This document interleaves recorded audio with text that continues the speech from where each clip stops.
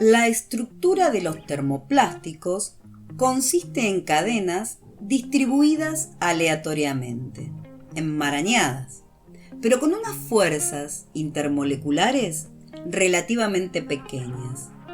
Eso hace que el calentamiento pueda alterar la disposición de esas cadenas, que el plástico se ablande y que luego, cuando la temperatura disminuya, esas cadenas se vuelvan a disponer adoptando diferentes configuraciones. Esto es lo que ocurre en los procesos de inyección y moldeo de polímeros como el polietileno o polipropileno. Veamos una simulación de estos procesos.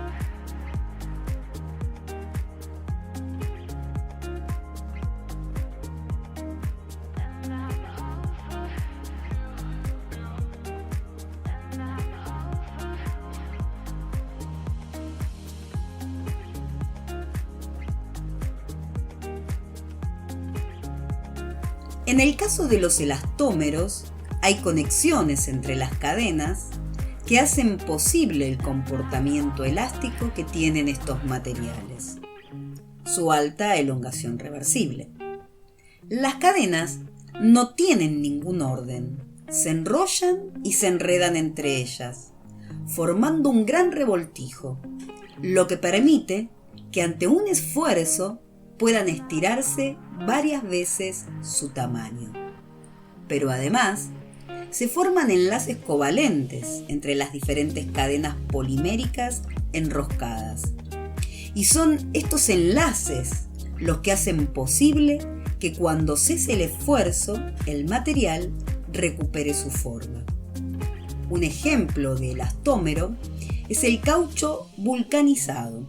Este material está formado por cadenas de poliisopreno, unidas por puentes de azufre. La presencia de estas uniones, puente de azufre, son las que hacen que cuando cese la deformación, la disposición de las cadenas vuelva a ser la inicial y el material recupere su forma. En el caso de los polímeros termoestables, la unión entre las cadenas es una unión formada a través de enlaces covalentes que conforman una estructura entrecruzada de elevada resistencia a la temperatura. Cuando la temperatura es lo suficientemente elevada, en vez de ablandarse, se produce una degradación térmica, un cambio químico que consiste en la ruptura de esos enlaces covalentes. Un ejemplo de termoestable es la baquelita, que se forma por la condensación de moléculas de fenol con formaldehído. Entre las cadenas de este polímero tenemos uniones formadas por puentes metilénicos entre los anillos bencénicos. Cuando la temperatura se eleva lo suficiente, esas uniones se rompen y el material sufre un cambio químico, la degradación térmica, con lo cual no puede recuperar su forma ni su naturaleza. En el caso de las fibras, la propiedad característica es su alta resistencia a la deformación, lo que podemos explicar por la presencia de enlaces intermoleculares muy fuertes de puente de hidrógeno entre las cadenas. Estos enlaces y otras interacciones intermoleculares entre cadenas las mantienen fuertemente unidas, impidiendo que las cadenas se deslicen unas sobre otras. Por eso, cuando se estiran las fibras, no se extienden mucho, si es que lo hacen.